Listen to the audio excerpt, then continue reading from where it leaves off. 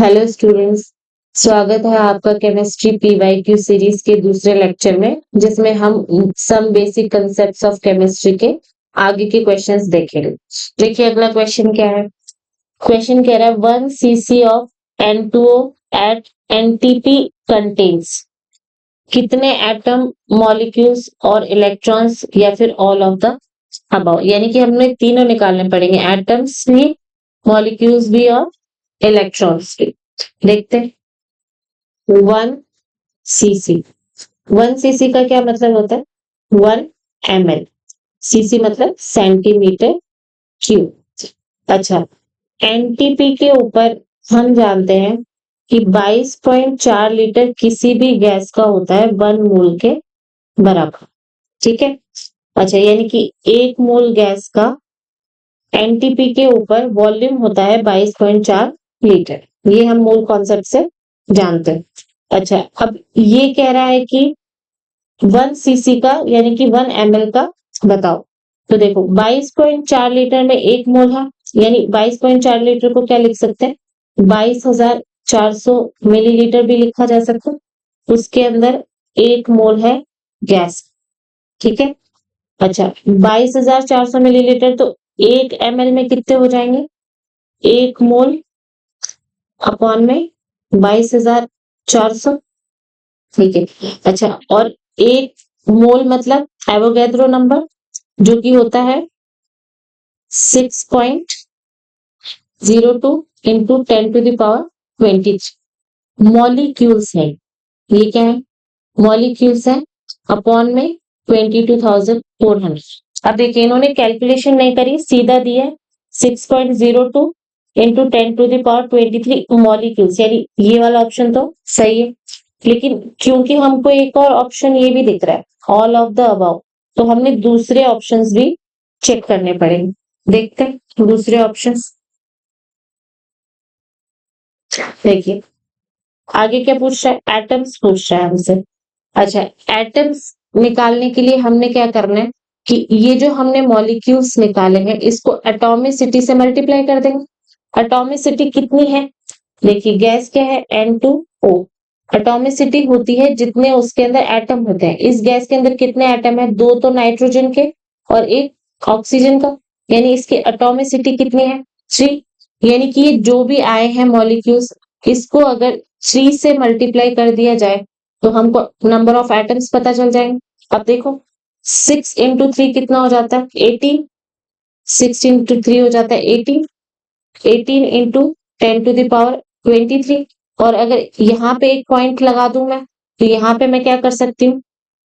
देखो अगर यहाँ पे एक पॉइंट लगा दूं तो मैंने यहाँ पे एक बढ़ाना पड़ेगा, यानी एक 10 बढ़ाना पड़ेगा। और नीचे देखिए 22,400, इसके 2 जीरो को अगर मैं ऊपर ले जाऊं तो 10⁻⁻2। ठीक है। ओके, इसको यहाँ कर देते 10⁻⁻2। तो देखिए क्या हो गया? 1.8 इंटू में 10⁻23 इंटू में 10 इंटू में 10⁻⁻2 और अपॉन में जी। ठीक है। अब इसको सॉल्व करेंगे। सॉल्व करेंगे तो ये कितना आ जाएगा? ये आ जाएगा 10⁻22, क्योंकि एक पावर यहाँ से कैंसिल हो गई तो यहाँ पे एक ही माइनस की पावर बची, और ये इससे माइनस हो गई तो 10⁻22 आ गया, यानी ये वाला ऑप्शन भी सही है। अब देखिए एग्जाम में आपने तीसरा ऑप्शन चेक नहीं करना है, क्योंकि 2 ऑप्शन सही है, मतलब आंसर क्या होगा? ऑल ऑफ दी अबव ही होगा। लेकिन अभी के लिए हम ये चेक कर लेते हैं। देखिए नंबर ऑफ इलेक्ट्रॉन्स निकालने हम लोग। अच्छा, जितने हमारे मॉलिक्यूल्स आए हैं उसमें एक मॉलिक्यूल में जितने इलेक्ट्रॉन होंगे उसको मल्टीप्लाई कर लेंगे तो हमको पता चल जाएगा कि कितने इलेक्ट्रॉन्स हैं। तो एक हमारे मॉलिक्यूल में कितने इलेक्ट्रॉन है? देखिए 2 तो नाइट्रोजन, एक नाइट्रोजन में 7 होते, तो 2 नाइट्रोजन में कितने हुए? 14। और ऑक्सीजन में कितने होते हैं? 8, यानी कि 22। ये वाला जो है इसको हम 22 से क्या कर ले? मल्टीप्लाई कर ले। ठीक है। अच्छा, अगर हम इसको 22 से मल्टीप्लाई करेंगे तो देखिए पहले तो यहाँ पे 10⁻23 को छेड़ा नहीं है। ठीक है। यहां से 2 जीरो गायब करेंगे, यानी 2 जीरो ऊपर लेके गए होंगे 10⁻⁻2 करके, यानी 6.02 इंटू 10⁻23 तो पहले से, और 10⁻⁻2 यहाँ से नीचे से आ गया होगा। ठीक है, और फिर क्या किया है, इसको हमने किससे मल्टीप्लाई करना है, इसको हमने मल्टीप्लाई करना है 22 से, और नीचे क्या लाना है 224। अब अगर हम इसको मल्टीप्लाई करेंगे 6.02 को 22 से, तो इतना ही आ जाएगा, 132 के लगभग आता है। और यहां से अगर हम ये पावर एडजस्ट करें तो देखिए ये 10⁻⁻2 है, और यहाँ पे हम 2 पॉइंट पीछे खिसका के पॉइंट लगा देंगे। तो ये हो गया हमारा क्वेश्चन। नेक्स्ट क्वेश्चन पे चलते हैं। देखिए क्वेश्चन क्या कह रहा है, at STP the density of CCl4 vapor in gram per liter will be nearest to। देखिए अगेन वही STP पे हमको पता है कि 1 मोल का 22.4 लीटर को रिप्रेजेंट करता है, और हमने निकालना क्या है यहाँ पे ग्राम पर लीटर, यानी 1 लीटर पे कितना ग्राम है। तो यहाँ पे देखिए 22.4 लीटर पे 1 मोल है, 1 मोल का वजन कितना होगा CCl4 का, निकाल लेते हैं। कार्बन का 12 प्लस क्लोरीन का 13.5 इंटू में 4, 13.5 इंटू में 4 कितना आ जाएगा, ये आ जाएगा 142 प्लस में 12, यानी ये आ गया है 154। ठीक है, यानी 154 ग्राम इसके 22.4 लीटर का वजन है। अच्छा 22.4 लीटर का वजन कितना है 154 ग्राम। 1 लीटर का वजन कितना होगा, यूनिटरी मेथड लगा दें, 22.4 लीटर का वजन 154 ग्राम है, 1 लीटर का कितना आ जाएगा 154 अपॉन में 22.4। इसको सॉल्व कर लें, इसको जब हम सॉल्व करेंगे तो ये आएगा 6.87, 7 से कुछ थोड़ा सा कम आएगा, तो नियरेस्ट वैल्यू 6.87 है।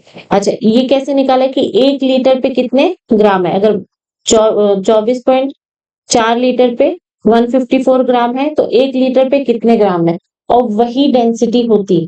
देखिए डेंसिटी मतलब ग्राम पर लीटर, यानी 1 लीटर में कितने ग्राम है, तो यहां से यूनिटरी मेथड से निकाला जा सकता है। चलिए अगले क्वेश्चन पे चलते हैं। अगला क्वेश्चन क्या है, देखिए the number of oxygen atoms in 4.4 gram of carbon dioxide. देखिए कार्बन डाइऑक्साइड का मॉलिक्यूलर वेट क्या होता है, निकाल लेते हैं। वैसे ही आपको याद ही होना चाहिए, 12 प्लस ऑक्सीजन कितने हैं 2, 2 इंटू में एक ऑक्सीजन का कितना होता है 16, तो 12 प्लस 32 ये होता है 44 ग्राम। अच्छा 44 ग्राम में पूछ क्या रहा है हमसे, नंबर ऑफ ऑक्सीजन एटम्स। देखिए 44 ग्राम मतलब 1 मोल। ठीक है, अच्छा 1 मोल में 1 मोल कार्बन डाइऑक्साइड में कितने एटम्स होंगे, कितने मॉलिक्यूल्स होंगे, Na के बराबर। ठीक है, अच्छा यानी एवोगैड्रो नंबर के बराबर, और उसमें ऑक्सीजन कितने होंगे 2Na के बराबर। ठीक है, क्योंकि एक मॉलिक्यूल में 2 ऑक्सीजन के एटम प्रेजेंट है, इसलिए अगर ऑक्सीजन के एटम्स का नंबर एवोगैड्रो नंबर के बराबर है, कार्बन डाइऑक्साइड के एटम्स का नंबर एवोगैड्रो नंबर के बराबर है, तो ऑक्सीजन के जो एटम्स होंगे वो उससे 2 गुने होंगे, यानी 2 इंटू Na। ठीक है, अच्छा 44 ग्राम में 2 इंटू Na है, तो 4.4 ग्राम में कितने होंगे, अगेन यूनिटरी मेथड लगा देंगे, यहाँ पे 2 इंटू Na, तो अपॉन में 44 इंटू में 4.4। ठीक है, या यहाँ से पॉइंट को हटा लेते, तो ये आ जाएगा, पॉइंट्स को हटा के नीचे पेन लगा देते, इसको काट देते, तो ये कितना आ जाएगा 5 इंटू में 2 अपॉन में 5, यानी कि Na अपॉन में 5। सॉल्व कर लेते हैं इसको, देखिए 6 into 10 to the power 23 upon में 5, और इसको सॉल्व करेंगे तो कितना आ जाएगा 1.2 इंटू में 10 टू द पावर 23। आंसर आ गया हमारा अगले क्वेश्चन पे चलते हैं। देख, अगला क्वेश्चन क्या कह रहा है, देखिए, ratio of CP and CV of A gas is 1.4। ये पढ़ते ही हमको समझ में आ गया कि गैस कैसी है, डाई एटॉमिक गैस, ठीक है। यानी एटॉमिसिटी कितनी होगी उसकी, एटॉमिसिटी 2 होगी, ठीक है।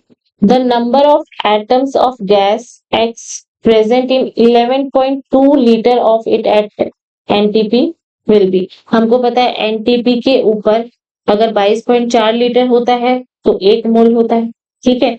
अगर 11.2 होगा, क्योंकि ये इसका आधा है, तो ये भी 0.5 मोल होगा, ठीक है। अच्छा, अब हमने निकालना है कि 0.5 मोल में कितने एटम्स हैं। अच्छा, 1 मोल के अंदर कितने एटम्स होंगे, 2 इंटू Na। क्यों, क्योंकि एटॉमिसिटी क्या है, 2।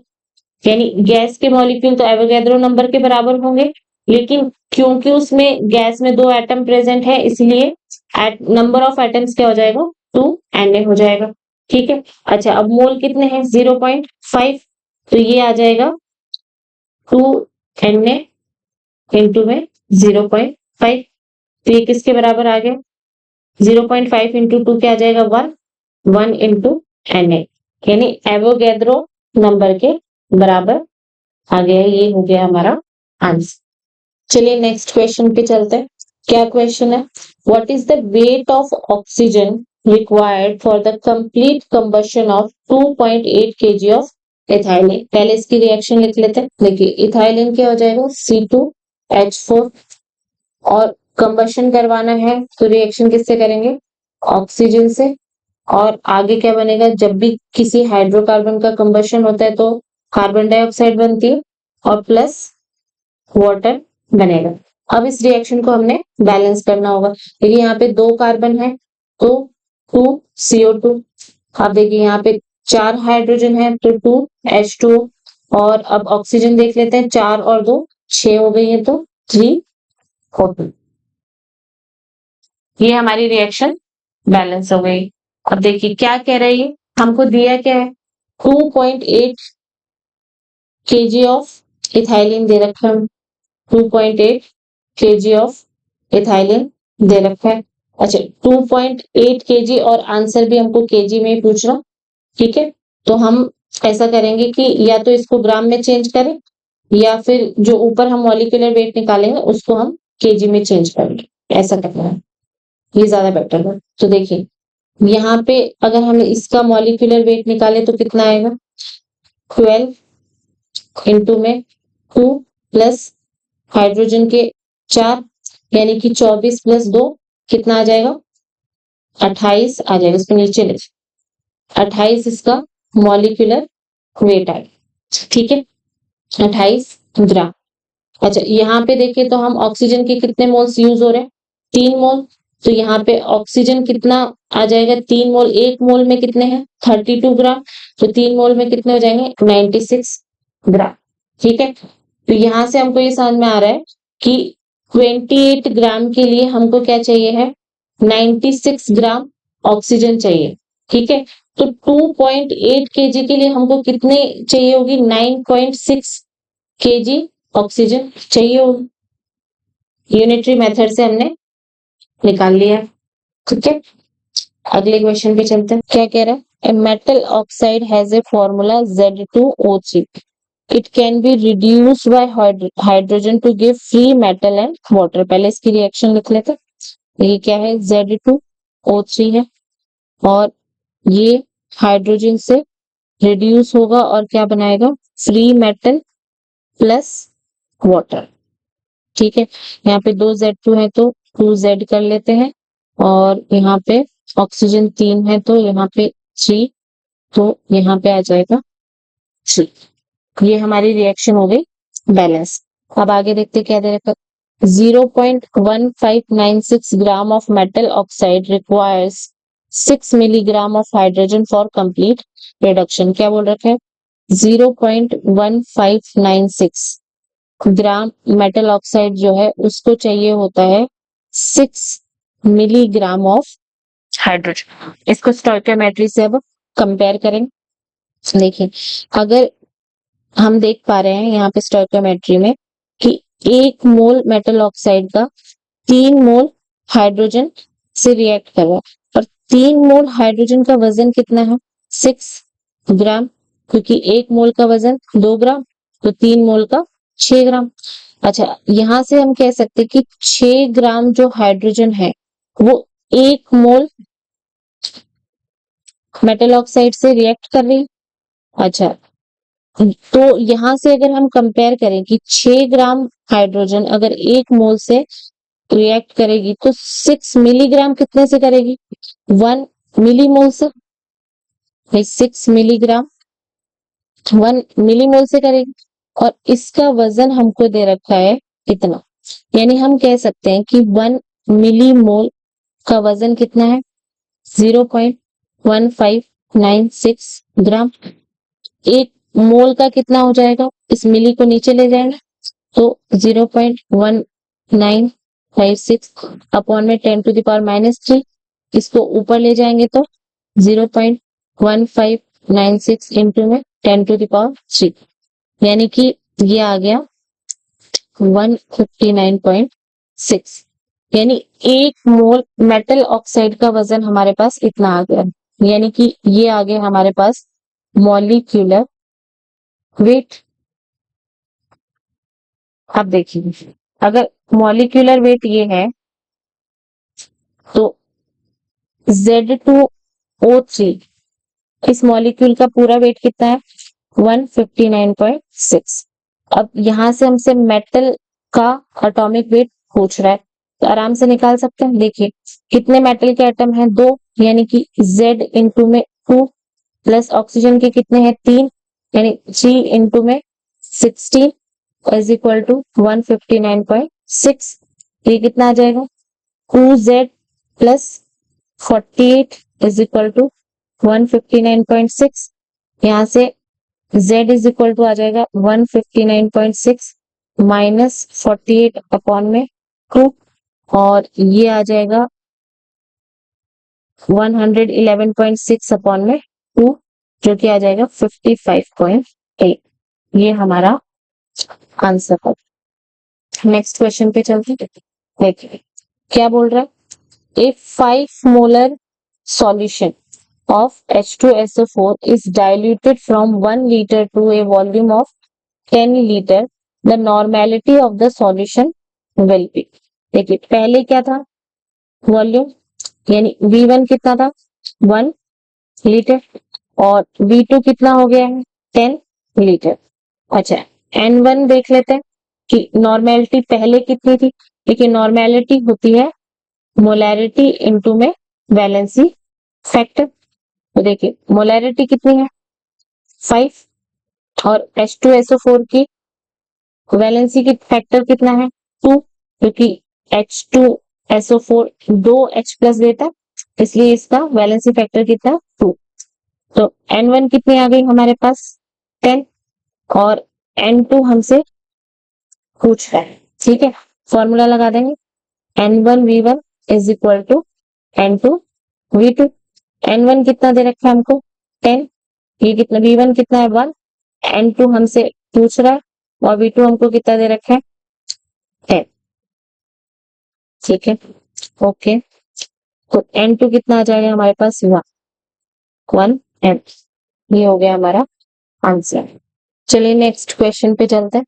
क्या क्वेश्चन है, रिएक्शन दे रखी है अमोनिया की ऑक्सीजन के साथ और क्या बन रहा है NO और H2O और बैलेंस्ड रिएक्शन दे रखी है और पूछ क्या रहा है 1 mole of ammonia and 1 mole of oxygen are made to react to the completion. यानी कि 1 मोल अमोनिया का ले ले और 1 मोल ऑक्सीजन का ले ले तो इन चारों में से कौन सी बात सच है कि ऑक्सीजन पहले खत्म हो जाएगी, all the oxygen will be consume, या NO का क्या बनेगा 1 मोल बनेगा, H2O का 1 मोल बनेगा, या अमोनिया पहले खत्म हो जाएगी। इसके लिए हमको स्टोइकियोमेट्री देखनी पड़ेगी। देखो इसके अंदर पहले हम क्या करें, किसी भी अमोनिया को या ऑक्सीजन को एक एक मोल करके देख लेते हैं। जैसे अगर हम अमोनिया को 1 मोल करना चाहें तो पूरी रिएक्शन को क्या करना पड़ेगा 4 से डिवाइड करना पड़ेगा, तो कर देते। तो अमोनिया आ जाएगा प्लस 5/4 O2 और आगे क्या आ जाएगा 4/4, तो 1 NO प्लस 6/4 H2, ये हमारी रिएक्शन आ जाएगी। अब देखिए यहां से देखें तो 1 मोल अमोनिया का 1.25 मोल ऑक्सीजन से रिएक्ट कर रहा है, तो यहाँ पे लिमिटिंग रिएजेंट कौन सा होगा, ऑक्सीजन। इसको हम फॉर्मूले से भी निकाल सकते हैं, जैसे हमको क्या दे रखा है, दोनों का 1-1 मोल दे रखा है। अगर हम गिवन मोल्स को स्टोइकियोमेट्रिक कोफिशिएंट से क्या करें, डिवाइड कर दे, तो जो छोटा नंबर आता है वो लिमिटिंग रिएजेंट होता है। तो यहाँ पे देखिए 1 को 1.25 से डिवाइड करेंगे तो ये छोटा नंबर आएगा, तो लिमिटिंग रिएजेंट क्या होगा, ऑक्सीजन। अच्छा, लिमिटिंग रिएजेंट का क्या मतलब है कि ये जल्दी खत्म हो जाएगा। अच्छा, इसको और अंडरस्टैंडिंग से कैसे देख सकते हैं हम कि 1.25 मॉलिक्यूल्स ऑफ ऑक्सीजन किससे रिएक्ट कर रहे हैं, एक अमोनिया से रिएक्ट कर रहे हैं। तो देखिए अमोनिया का तो 1 ही मोल दे रखा है और ऑक्सीजन का भी 1 ही मोल दे रखा है, यानी कि ऑक्सीजन अगर पूरे अमोनिया को खत्म करना चाहे तो ऑक्सीजन के कितने मोल होने चाहिए, 1.25 मोल होने चाहिए, पर इसके कितने मोल है, 1 ही मोल है। ठीक है, यानी अमोनिया तो बच जाएगी और ऑक्सीजन क्या होगी, पूरी की पूरी खत्म हो जाएगी। तो इसमें ये वाला ऑप्शन सही है, all the oxygen will be consume, क्योंकि ऑक्सीजन क्या है, लिमिटिंग रिएजेंट है। और भी हम चेक कर लेते हैं, ये वाला ऑप्शन सही होगा क्या, all the ammonia will be consume, नहीं ये गलत होगा। अच्छा, NO का क्या 1 मोल बनेगा क्या, देखिए नहीं, NO का 1 मोल नहीं, 5/4 मोल बनेंगे। क्यों, क्योंकि जब भी हम स्टोइकियोमेट्री देखते हैं तो फिर हम लिमिटिंग रिएजेंट से देखते हैं। जैसे इसमें हम देखें तो यहाँ से 5/4 मोल ऑक्सीजन का स्टोइकियोमेट्रिक कोफिशिएंट है, इससे 1 मोल बन रहा है इसका। ठीक है, तो यहां से देखेंगे तो हाँ, तो अगर इसका हमने 1 मोल लिया है, इसका 1 मोल लिया है, तो इससे कुछ कम बनना चाहिए, तो ये तो गलत हो गई बात। ठीक है, अच्छा ऐसे ही ये वाली बात भी गलत हो जाएगी। क्वेश्चन कह रहा है assuming fully decomposed the volume of CO2 released at STP on heating 9.85 gram of barium carbonate will be, देखिए बेरियम कार्बोनेट को क्या कर रहे हैं, हीट कर रहे हैं और डिकम्पोज कर रहे हैं। जब ये डिकम्पोज होगा तो क्या बनेगा, barium oxide plus carbon dioxide. ठीक है, 9.85 ग्राम हमने बेरियम ऑक्साइड लिया है और उससे CO2 का क्या पूछ रहा है, वॉल्यूम पूछ रहा है हमसे लीटर के अंदर। तो देखिए इसका पहले तो हम मॉलिक्यूलर वेट निकाल लेते हैं।